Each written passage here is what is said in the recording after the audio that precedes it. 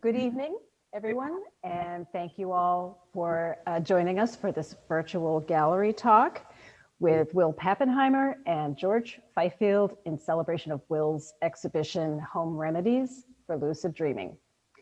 I am Joanna Fink, director of the Alpha Gallery, and I am very honored to be presenting this show, combining installation, sound, choreography, and of course, augmented reality. This exhibition has actually been more like 2 years in the making, as Will and I first discussed having this show in the summer of 2019, when Will was an artist in residence at the Manship Artist Residency and Studios in Gloucester, Massachusetts. It was scheduled to take place in April 2020, but due to the pandemic, we had to put our plans on hold. So here we are, exactly a year later, and finally able to present this extraordinary work. In fact, I think that viewing this exhibition through the lens of the pandemic offers some perhaps unanticipated levels of meaning with its recurring themes of domestic isolation, self-care, and preparation for challenge. And while Will is well known for his site-specific productions, this exhibition offers a chance to experience his intimate gallery-based works. Will is a Brooklyn-based, with Boston roots, artist who works in new media, performance, and installation. His work has been shown internationally, including at the Whitney Museum of American Art, the Stedelijk Museum in Amsterdam, the Jean Academy of Art in China, and many, many others. He has shown locally at the ICA, the Museum of Fine Arts, the Boston Cyberarts Gallery, and the Rose Kennedy Greenway. Will attended both Harvard College and the School of the Museum of Fine Arts, and he is currently a professor of art at Pace University. We are also honored to be joined by George Fifield, who is a media arts curator, writer, teacher, and artist. He is the founder and director of Boston Cyberarts Inc., a nonprofit organization that has programmed numerous art and technology projects in the Boston area, including the Art on the Marquee at the South Boston Convention Center and the Boston Cyberarts Festival, which ran from 1999 to 2011. And he is also the director of the aforementioned Boston Cyberarts Gallery in Jamaica Plain. George was curator of new media at the De Cordova Sculpture Park and Museum from 1993 to 2006. His writings on media, technology, and art have been widely published, and he has taught new media subjects at RISD, Harvard University, Brandeis University, Mass Art, UCLA, among many other institutions. His own art videos have been exhibited at the Dallas Art Museum, the Contemporary Art Center in New Orleans, the ICA Boston, and the International Super 8 Film and Video Festival in Brussels, among others. Thank you both for being here. So Will and George will each take about 15 minutes to talk about their own work in the realm of new media. Will is going to tell us more about the works in the current show, and George will talk about his curatorial history with augmented reality and cyberarts in general. After the presentations, there will be a discussion period, and if any of you have any questions, feel free to post them in the chat room, and we will answer as many of your questions as time allows. And now I will pass things over to Will. I want to start just quickly by really giving a large, huge thanks to both Joanna and George for different roles that they have played in this exhibition and a kind of long term of support. And very briefly, that Joanna was interested in taking on a show like this, considering it's rather different from what she normally shows, showed an enormous amount of courage and faith in my abilities. And I am very grateful for that. It really represents something important. And George has been a supporter both of my work even prior to working with AR in video. And I've known him since I went to graduate school in the 90s here in the city. And he has been an extraordinary supporter of augmented reality right from the start, of where myself and a group of friends calling our group Manifest.AR began to do works as a collective, as an international collective in, I think, 2010, 2011. And I might say he organized our first museum show at the ICA during that period. I am going to play a video and do this presentation by video so I can show you the types of works that are in the exhibition, and I am going to hope that that goes smoothly. Let me share my screen here. Okay, hopefully everybody can see this, and I will let it roll as we go here. And I'll stop occasionally to talk about different works. As I mentioned, and as Joanna mentioned, what I have been known before for is using AR as a form of public art, if you will, as a site-based art, sometimes very site-specific, and also as a form, I would say, of intervention, in the sense that some of the exhibitions or the works created were not invited by the sites that they took place at. This show, as you can see, is a slight departure from that. And what I'm going to stop it here and talk just a little bit about, before I go into the specific works, what that change is. And I will say very briefly that in 2018, there was a very big change in the technology of this medium. And it went from being something that was generally very GPS and rather primitively capable to being taken up by Apple and being greatly increased in capability. For me, as I saw this happening, I felt like there were all kinds of new ideas that could open up because of it.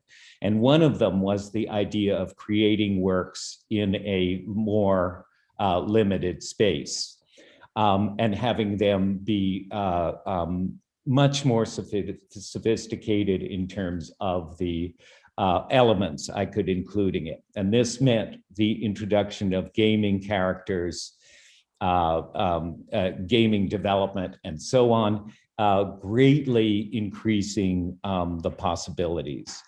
And it also gave me the idea of domestic spaces and the idea of augmented reality in domestic spaces. And so started this idea of miniature appearances, if you will. One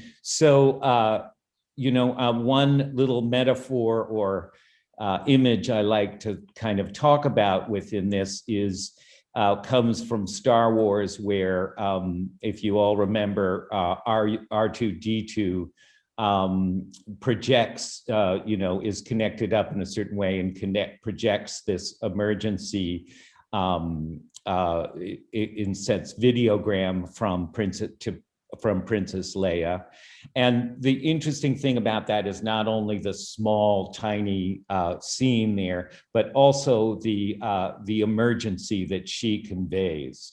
And in some senses, this work was made during a period of emergency at all kinds of levels in terms of what was going on in the Trump era, in the Me Too era, and in the George Floyd and BLM protests and so on, with a whole sensibility, and then eventually the pandemic of impending doom or challenge outside of the home, and how the home might become a source for that. So these works are all what we sometimes call mixed reality works, because they are all in small installations. And then the AR part of it, the virtual part of it, is essentially inspired or gets started either through recognizing a part of what is in the objects there, or a surface that is there, and then gets launched from there.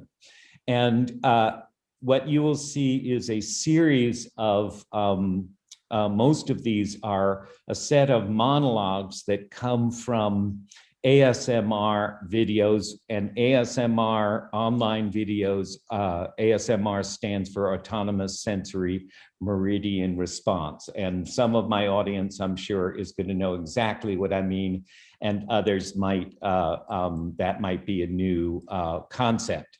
But these videos are extremely intimate also, and helped create this whole idea for me about both a very normal situation and a very intimate situation, which in some senses, even in video, is virtual. And so I was looking to see if I could create that same relationship between the audience and the viewer, and introduce characters here. So many of the texts come from, and monologues come from those videos, and then get kind of changed. The videos are very interesting in the way both they're filmed and what they are intended for, which is to calm the viewer, to cause people to go to sleep well, and so on. So I'm going to go ahead and talk about the pieces and just play this so that you get a sense of both approaching these different objects or installations that I have here, and then what is in a little bit in what is in each of them.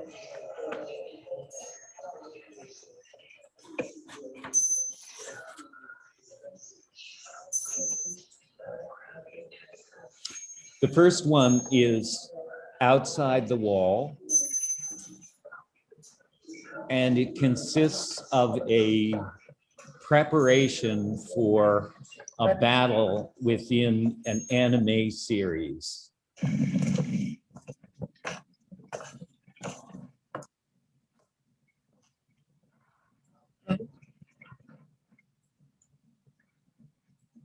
to meet you. Since it's going to be our first time beyond the wall tomorrow, you want to be ready? Okay. Do you have your blade? I don't have it equipped right now. 3 meters across the back of the neck. How accurate is it? Only 1 meter. That would be silly.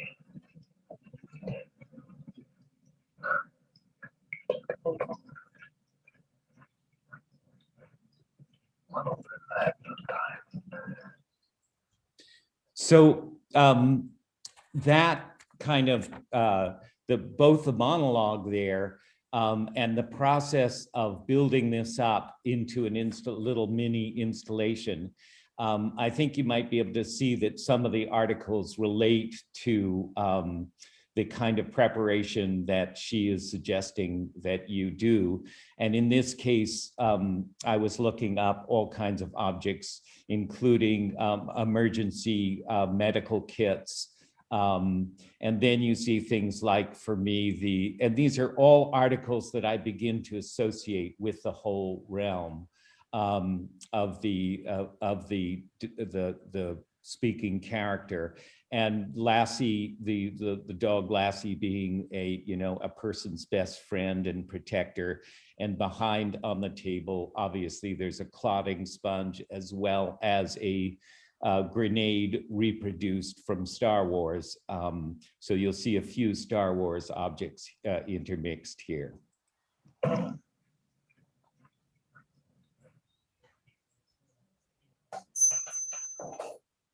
This is Angsty Pool.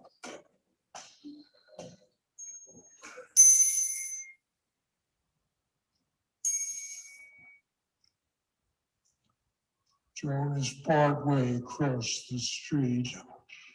This is the view from the She's screen. thinking about the future. She sees and hears a car coming and makes a quick decision about whether to back up or run across. And she runs across. How do you go? How do you go from a verbal description, 2 blocks supporting a 3rd block, to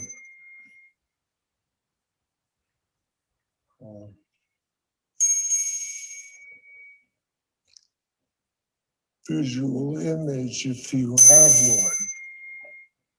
Well, you could think of a lot of ways those, I didn't say what shape the blocks were and so forth, and you can think of your minds.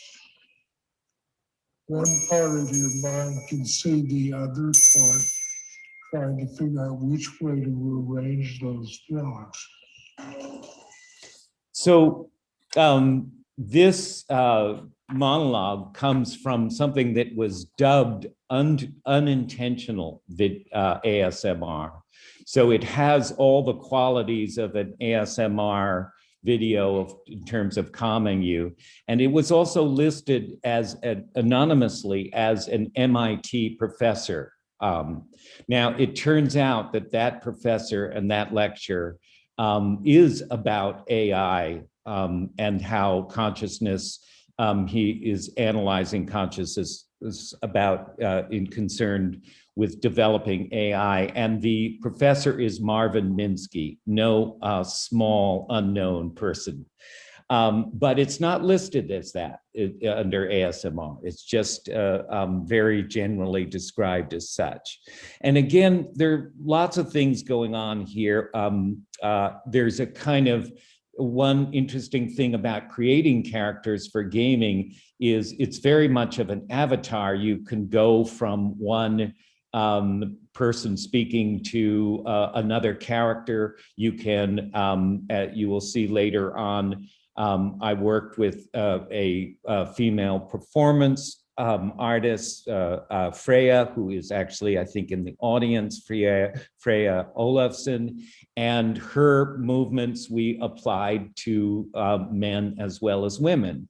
So there is this kind of transform that you can do essentially with motion capture and movement and so on. So here you have what is classified as a brute character. That's how it comes down through gaming, okay? And I'm having that brute character in some sense have this dream of Marvin Minsky talking about AI. And some of the other things, I could go through some of the specific things that are in part of it, but there's also the explosions here that go on, which are again from gaming, but for me, in this case, sort of represent some kind of form of PTSD, as if this character had gone to war and was dreaming from there on. Figure out which way to arrange those blocks.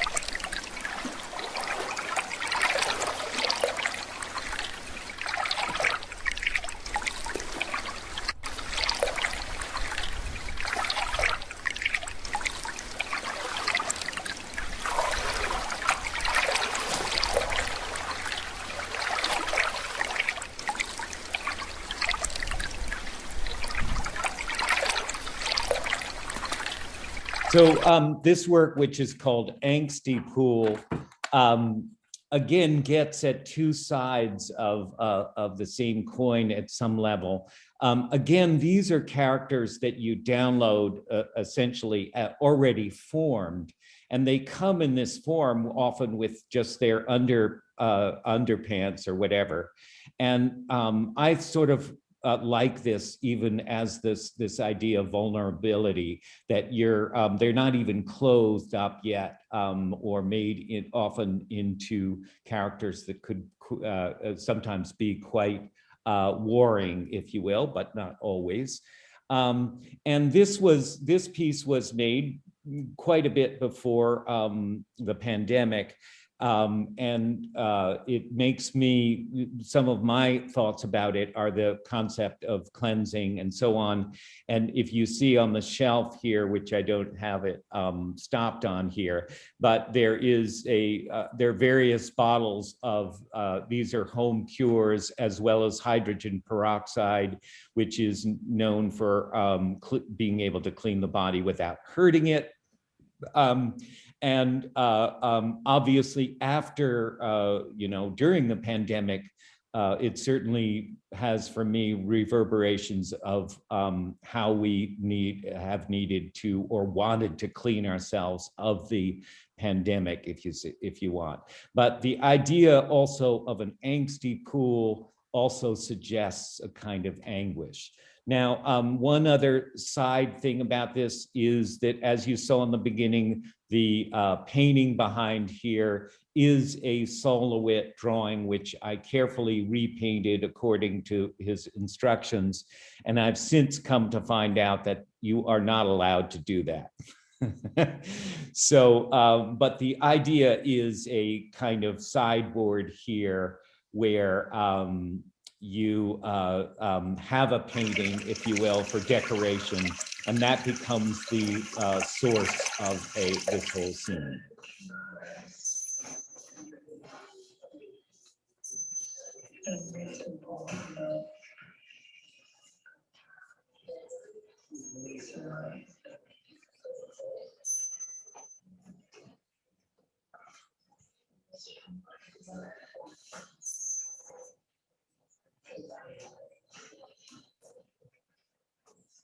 Almost done.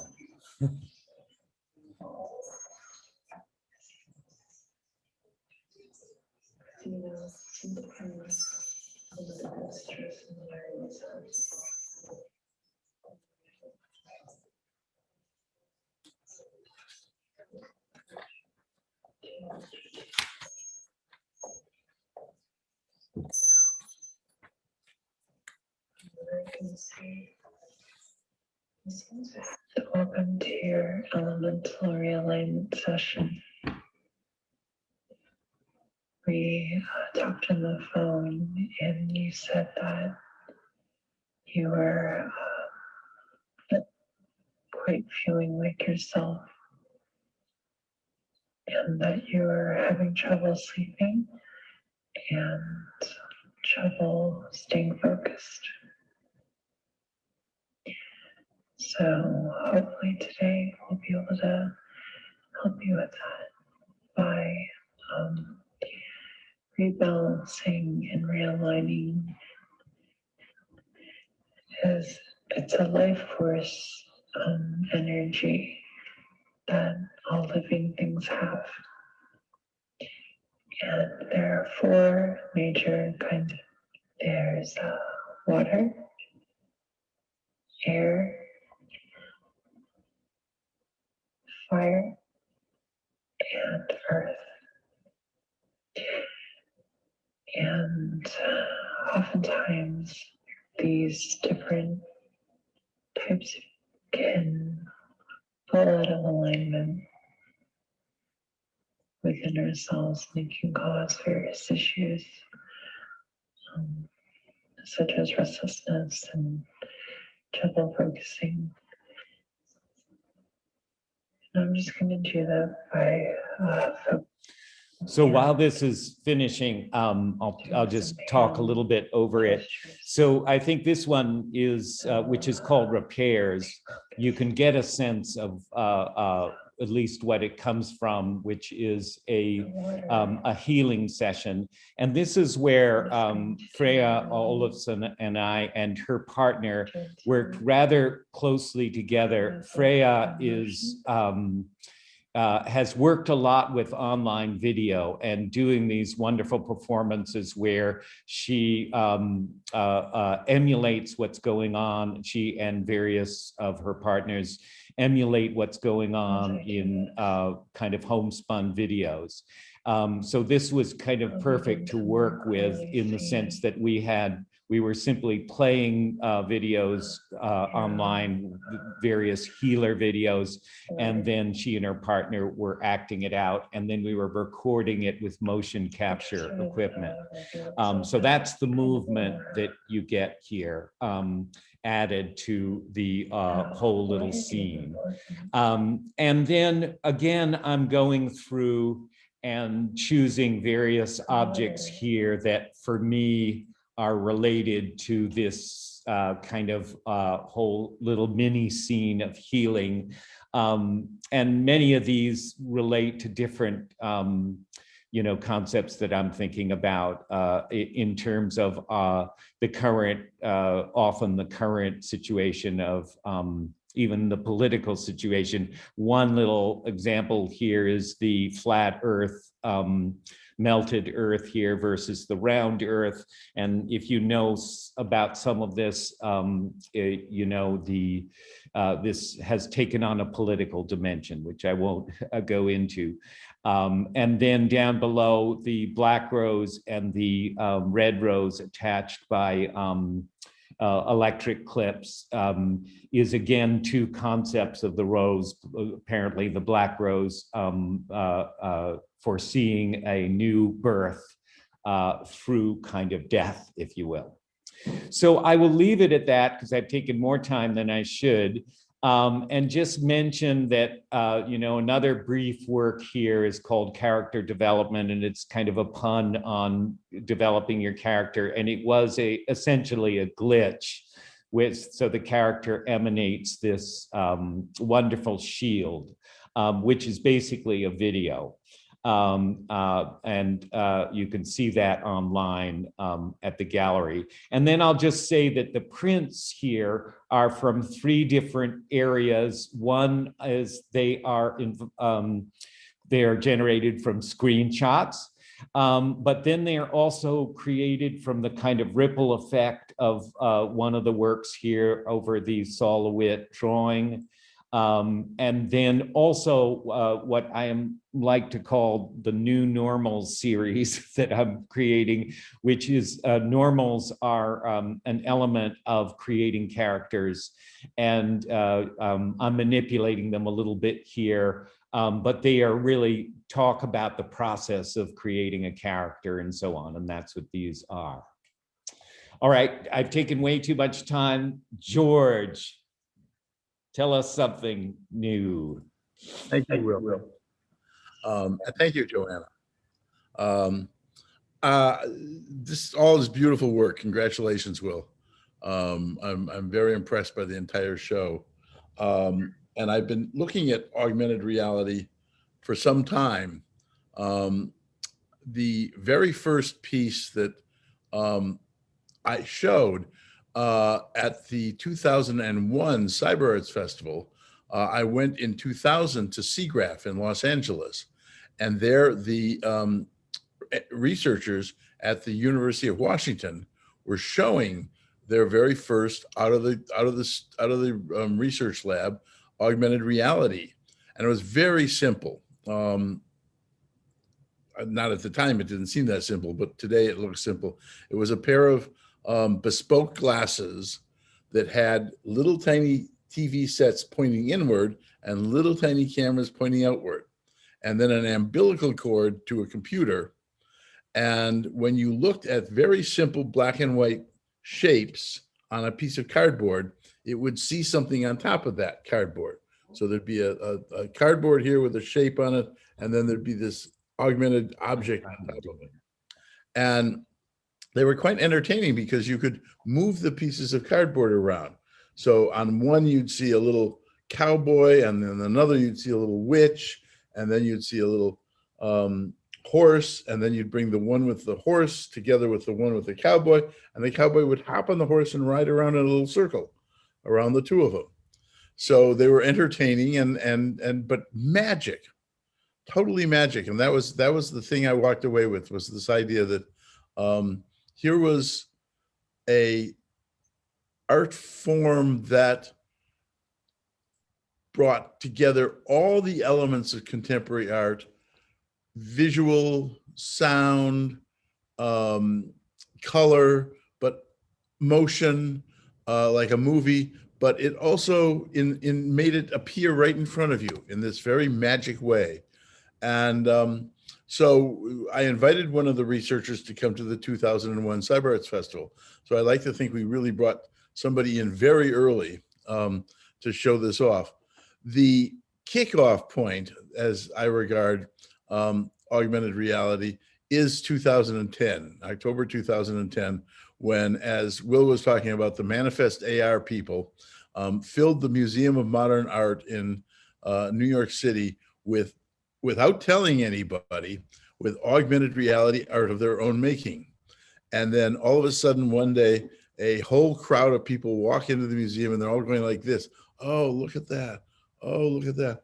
And it was, needless to say, the security guards became very nervous about it. And what was the end result of that, Will? It was really the beginning. But the end result, I only could say, is that the MoMA did find out about it. And Mark Squarick and the people that really put this together told me later that as soon as the museum announced it, on Twitter, there were something like 250,000 responses to it, generally positive. Right. So they embraced it. Excellent. And it was out of that Mark Scarak, who Will was just talking about, contacted me and said that we'd like to be part of the 2011 Boston Cyberarts Festival. But this time we want the organization that we're at to know we're coming. We know we're there. And I thought about it for a while, and I called Jill Medvedow at the ICA, and I said, or wrote her an email, I forget. And I said, "Jill, here's a way you can be part of the 2011 Cyberarts Festival, and you don't have to do anything." And she agreed. The curators at the ICA insisted that we keep it just to the first floor and outside, so that there was no chance somebody was going to back into an artwork. But they did that. And it was great fun. There were all the artists. Will came, Mark came. I think a whole bunch of artists came to it, and they helped teach people how to do it. And there was all sorts of very positive feedback about learning how to, on your own phone. But of course, by this time, it had left the bespoke glasses and gone into your cell phone and into a tablet. I just want to mention too that Tomiko is very much part of this too. Tomiko, yes, yeah, who had also done something similar to MoMA for that previous year at the Venice Biennale. So that was great fun as well. So it started out with this sort of slightly bad boy reputation, under the radar reputation. But when we did it at the CyberArts Festival, it was very successful and very public, and ended up getting a little TV blurb in the Boston Globe. That 2011 event, it caused something in me that I then became a bit of a quest, because I wanted to see these things really writ large. I wanted to see them as big as they could possibly get. And it was a bit of an effort to get this. I did a bunch of gallery shows at the Boston Cyberarts Gallery and invited a whole bunch of people working in augmented reality to come to them. But again, it was all gallery size. It had to be small. But I was looking for something big, outdoors, and open. And a couple places seemed interested, but then turned me down for various reasons. But finally, because of some work we were doing in the Greenway Conservancy, we got on the radar of a bunch of national park ranger people. And one of them really got excited about this idea and talked it up in the area. And finally, the head of the Salem National Maritime Historic Site, this beautiful public space up in Salem, which was the site of the very first port that really, for the American colonies, went out and pulled in work from all over the Pacific, the North Atlantic, the Caribbean, Africa. And if you want to know what they were doing, you only have to go to the Peabody Essex Museum and see just tons of beautiful treasures that these ships brought back. I collected a group of people who I thought would be perfect for this kind of thing, but without telling them what I wanted to see, just that I wanted something writ large. Will was one, Tomiko was one, John Craig Freeman, who teaches at Emerson, was one, and I'm who was the fourth? Kristen Lucas. Kristen Lucas, yes, exactly. And I didn't tell them what I wanted, with one exception. I was talking to somebody at the Salem Art Council, and they said, "Oh, this sounds like a great idea, but please, no witches." So I said, "Please, no witches. They don't want any witches." But everybody, of all these four artists, went and found out something particularly germane to the site. And Will did these two projects. Can you pull those up again quickly? One was called the Privateers reenactment, and it was a giant sphere built out of ship's masts that floated above the harbor. And the other one he did was the Ascension of Cod, based on the incredible draw that Cod had for Europeans in the early days of the colonies, who came across and went basically for the purpose of going fishing. There's the Privateers reenactment, and it moves and creaks. It's an amazing object, and it's huge. And then, can you go forward to oh, there we go. Yeah, I'm juggling several things at once here. Yeah. Sorry. I think it's just a little further. Yeah. You've got the Ascension of Cod. I can't, here we go. Okay, I finally got it. Coming. There. And this is the custom house at that national park, the custom house where Nathaniel Hawthorne worked. And around it, surrounding it, is a giant school of very big fish. And it's swimming in a school up to a golden light in the sky.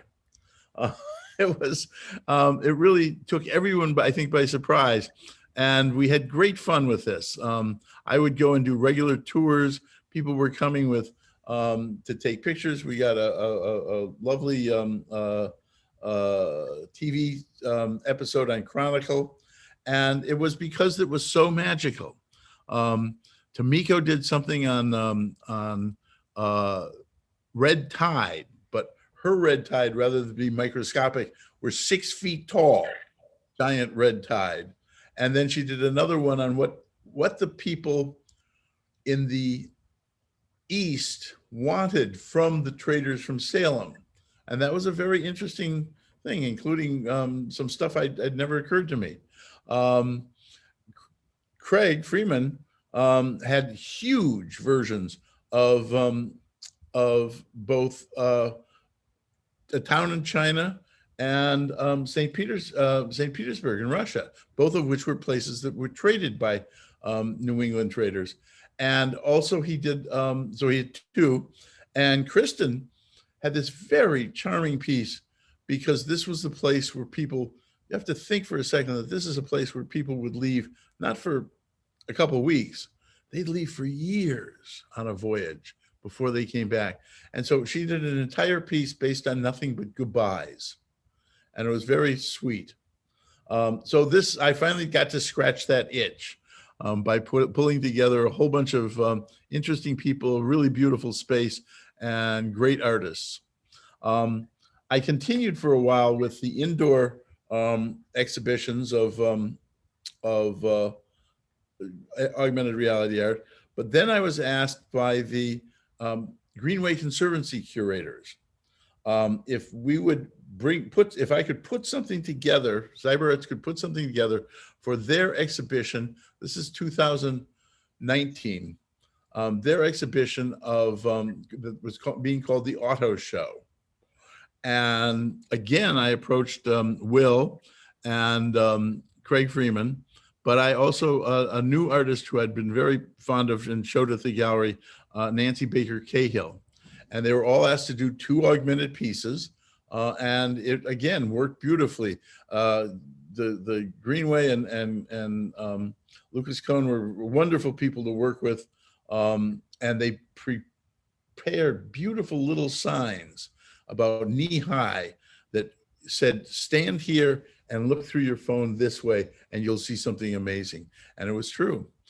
They also hired a photographic historian who found these incredible photos of the area at various times in history. So maybe you were looking at one of Will's pieces, maybe you're looking at one of Nancy's pieces, but you could also be looking at a photograph of South Station 100 years ago. So those were the type of works that were at the auto show on the Greenway Conservancy.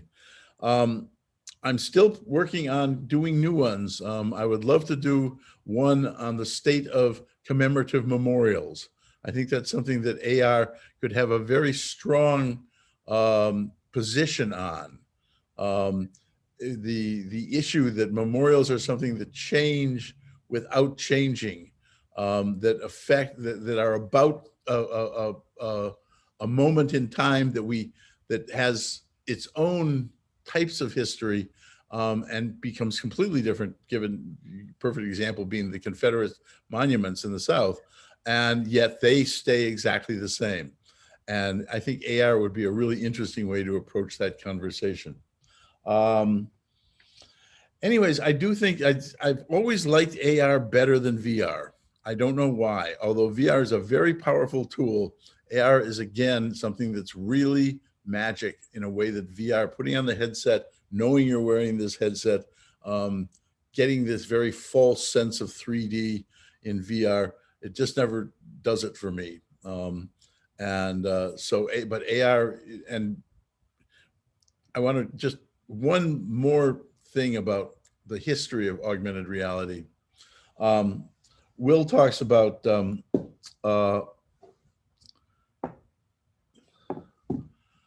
this change that happened at a certain point, and now Apple has come through with much more robust AR technology. Well, the change is a very interesting one. At the augmented landscape and up in Salem, and before then, almost all AR artists were using a software called LAYAR, L-A-Y-A-R. And it was a Dutch software that got bought by a British company, Blipar. And interestingly, Blipar went broke. Well, at least they made some very bad investment decisions involving Saudi Arabian money and ended up burning, essentially, LAYAR and destroying it. So that all the work that was shown in Salem, and for all the work that was shown in MoMA, all the work that was shown in all these places previously, while it could be recreated, is gone. And it's one of these moments in art history that I think is just shocking and almost evil, that someone would just do away with an entire way to produce art. And so while I hope that Apple comes along and other companies come along with new forms of AR that will be even more robust, I think it's just a shame that we've lost all this work through the venality of a bunch of businessmen with their own AR project. So I think that's, at that point, I think I will call it to a close, and we can try and answer any questions or get a general conversation going. George, I was going to just respond in one way to something you were saying, and we'd love to hear from any of you that have any questions in chat or observations. And that is, recently, or in the last few years, I discovered what is a classic piece of writing that everyone reads in art school, called One Place After Another, Site-Specific Art and Locational Identity, which is by Mi-Wan Kwan. And it's a very famous piece of writing that came out during the 90s. And interestingly enough, she outlines exactly the Salem project that you organized, how that, in a sense, has, how it is in that, if you will, lineage. Which is the idea that a given place isn't just one place. It has multiple histories. It has different perceptions of that, depending on who you are, what your background is. It is a physical site. It is, at this point, a virtual site. It's on the internet now. So this is the idea that a given site is multidimensional. And even though I'm using a smaller scale here, it's a similar concept here, that even the site of your home is multidimensional, if you will, and has multiple levels to it. And just interestingly, again, on a side, is if you read this, if you read the original article, she predicts the idea, or she suggests the idea, that a site is like an internet site in terms of all its linkages to different disciplines, different approaches, and so on. So it's a wonderful, rich essay that long predates AR, well, not completely AR, but certainly the use of AR. Okay. Let me, I see some questions coming in. Do we want to look at them here? Would you like me to read them? Let's see. So I have a question/observation. I think your show is a real masterpiece of AR, and the first I've seen that stands on its own. It's because it's not public, but private and intimate, and reveals viewing the world through the AR app, not what we hoped it would be, but rather what it ended up as being, as a fetish, a peephole, an addiction, and channels thus. I'm not sure what that last word The is. house, possibly. Oh, the house. Okay, yeah. Thank you. Will, would you like to address that? Thank you, Claudia. That means a lot coming from Claudia, who also has used AR very well herself. Yes, you know, this show gets at more at the, in a sense, the fetishistic side of AR. And certainly it's being used a lot within the home. And certainly another example of AR usage now that's kind of fetishistic is Snapchat, where you where your face is sensed, and then you put different faces on top of that. So the kind of appearance itself is fetishistic, and I'm definitely the articles that I am collecting around it, in a sense, are fetishes. So what can I say except that I support your analysis here. I would say that using this publicly is a little bit different, you know, is a different approach to it. But, you know, both approaches are, if you, maybe we could say, are different arms of the, of this medium, as well as many mediums.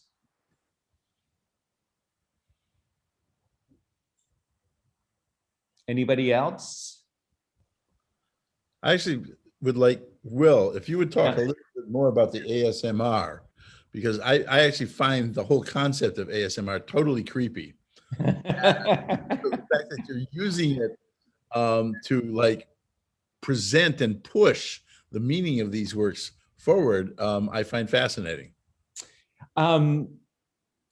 You know, as an artist, we get, again, attracted to different things. And sometimes it's a little inexplicable why something catches your attention. And my first attention to ASMR was watching a video of someone fold towels for a good half an hour.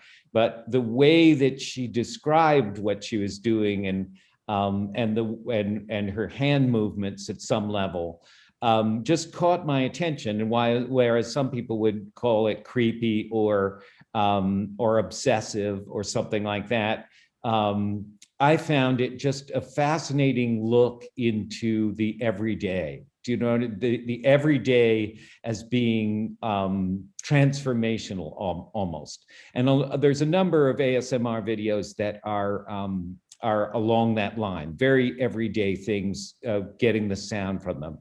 And my only answer, I absolutely agree that they can be seen as creepy, but I found them to be a rather radical departure on the use of video. And that's going to mean something to you from knowing video for so long, in that the use of the frame and the use of the video to contact the audience was so intimate and unusual. Sometimes the person is completely out of the frame. Audio is used as a way to get to the listener in terms almost in a psychic way, if you will, or cause an altered state of consciousness, if you will. So, and then the role play side of it is really important, because many roles are played there, and role play moves all the way through the gaming world too, as well as many of aspects of our lives, in terms of what role we play and so on. I thought it was fascinating to then also find out that many of my friends, as well as, particularly the younger generation, was really using these videos to get to sleep and so on. And it just reminded me of the kind of tension surrounding us, and how we might be diffusing that, or how these videos were. I was also very interested in, you talk about digital media and how it is often a very cold media, and looking at ways to introduce the human figure and try and create a human or emotional connection to what you are seeing. Another question, comment. At the beginning of this talk, I wondered about the issue of obsolete. George spoke of this with the demise of the tech company. Today, many museums have works that can no longer be viewed because of obsolete platforms. Are these issues something that you both think about when creating? George, you want to take that first? I'll take it first, just to correct that I don't come to this as a creator. I come to this as a curator, and especially when I was at the De Cordova, it was always one of the first things I would do when buying a technological piece for the museum was sit down with the artist and talk about what the future could possibly bring. What would they accept? Would they mind if it was done for a tube TV, transferring it to a flat screen wide TV? What were the parameters of when would it become truly obsolete, and when would they accept the obsolete over a transfer to a new medium? I always sort of found that an interesting question to ask artists working in technologies. But a lot of this just happens, you know. I remember many years ago going to a conference held by the Bay Area Video Coalition on videotape. And it was literally 40 years after the invention by Ampex of videotape. And they got some engineers from Ampex, and the engineers were told us that videotape, no matter what it is, has a 40-year lifespan. And so here was the start of all videotape in the future dying off. And somebody asked these engineers, couldn't you have made an archival videotape? And their response was, oh yeah, of course, that would have been easy, but there was no market for it. And so, there we go. You can digitize it, and people have, but if you don't catch it in time, it's going to just turn into rust on plastic. And that's all of video art. So technology is an interesting boogeyman in all of this, and it goes all the way back. That people say that the Last Supper doesn't have a single square inch that hasn't been painted over, because the technology that Da Vinci used to make the Last Supper was an experiment, and it failed. And so all art is technology, and all technology is subject to this. That's my. I think I would. That's great, George, and I think I could answer this a couple different ways. One is, as an artist, often you get attracted to a medium that is temporary, okay? You're not thinking of this medium like how long it's gonna last. And certainly the group of us that got interested in AR in 2010, we didn't really care how long it would last. We just thought it was a fascinating medium, and we wanted to use it as fast as we could to create, all of these different projects. So sometimes you don't really think of it. You can think of analogs, in paint, like Rauschenberg using house paint and so on, which is not very long lasting. So there's one thing, is that you don't tend to think of it. As you go along, you start to think a little bit more about, well, how can especially when you see that your works disappear, as George said. Now, many of us, I would say, and I can speak for a kind of group of artists using this, many of us were very aware that we would have to transition this work. If it was important, we would have to transition it. And much of the work that has been done in AR can be transitioned by the artist. It'll take some work, but could be transitioned to a new medium. So there's number two, is understanding that you're working with a transitional medium and you may have to update it. And then the third thing I would say is along the lines that George mentioned, and this came from, I'll say very quickly, from an experience I had of exhibiting at the Museum of Fine Arts here for the Traveling Scholars Show. And for that work, for that piece, I had a computer piece, and I had some kind of paintings made out of thousands of pom-poms that I'd used as pixels. And what I noticed is when I brought this work in and it was installed, they spent as much time asking me about the paintings I'd made with pom-poms as the rather complicated computer work that I had made. And I realized that any conservatorship for something that people feel is important means that large amounts of time are put into preserving it. And in fact, many paintings that you might think are just sitting there and can easily maintain themselves may have whole teams of people that are working on them, right? Example being Last Supper. I mean, yes, it's going to be very few paintings, but the whole idea then I would boil down to, if people think it's important, they will figure out how to keep it going, okay? Either by transferring it to new media, or by making sure they have copies of the media that it was made on. And I'm gonna guess that's true with the large history of video. And what you're saying, Will, is that it's not the artist's problem, it's people after the artist. You have to feel it's important. Someone has to feel it's really, really important. And some art is very valuable, so it may require lots of money.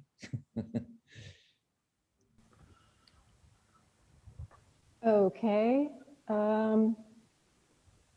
this should maybe Yeah. be our last question.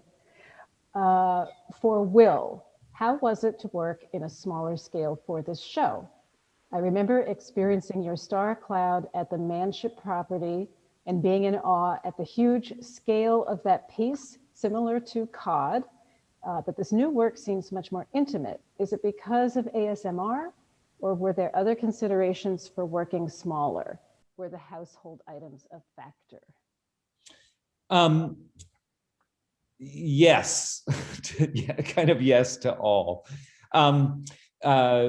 First of all, it is wonderful to work kind of in miniature in this case, or at a much smaller scale. There's something wonderful, you know, it goes back to the world of the, you know, the occult, like even fairies and appearances of all kinds, you know, before there was technology. And then, as I said, you know, the sort of miniature figure of Princess Leia in Star Wars. And the idea of having a communication or an experience that's tiny. Do you know what I mean? It's both extremes, right? Something that's huge and something that's tiny. It's scale and things like that. So I would say that it was a rather easy step for me to step into the sort of small, intimate world. And I think there's a lot of us artists, and I think that includes Claudia, who was commenting here, who are looking for ways or look for ways to make digital media intimate, if you will, or humanized, because it can sometimes appear you know, very mechanical, even though that falls apart too when you consider it. Another inspiration probably, Andrew, would be that whenever I would test out my AR projects, it might be while I was in the bathroom, it might be while I was sitting on the couch. So you would see, you know, this test project, you know, on the bathroom floor or, you know, on a couch or something like that. And that seemed just as fascinating as anything else. And then during the period, I would say increasing towards the pandemic, we have been enclosed, if you will. And so we have this kind of closed space, and this is a form of kind of appearance and communication into that space. I've always also, this work actually may seem a surprise to some people who may not know the length of my work, but while I was at graduate school here, I pretty much used video in a similar way to the way I'm using augmented reality here. I would often make a small setup and then have a video that, in a sense, brought that into a lot, to some kind of relationship to it. And the idea also that ASMR is a kind of instruction. I've always liked that feeling of instructing the audience, as getting the audience involved.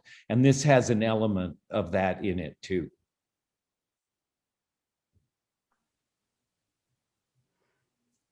Okay. Any other? We probably better cut off. I don't see any other questions, but we've gone a little over an hour, so I guess we'll end this.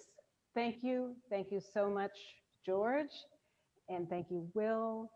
The exhibition at Alpha Gallery is up through May 1st,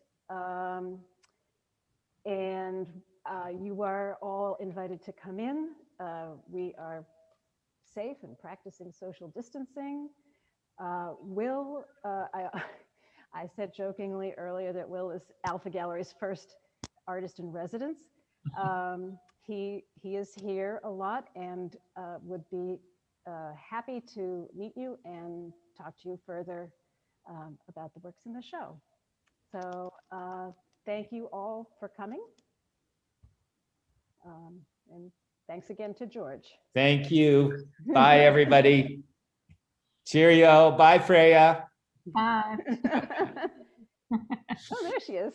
Thank you so much for your involvement. We should have gotten your opinion on this too, but You could give a whole other talk on your work. That'll be the next one. Yes. All right. Take care, everybody. Good night. Good night. Right.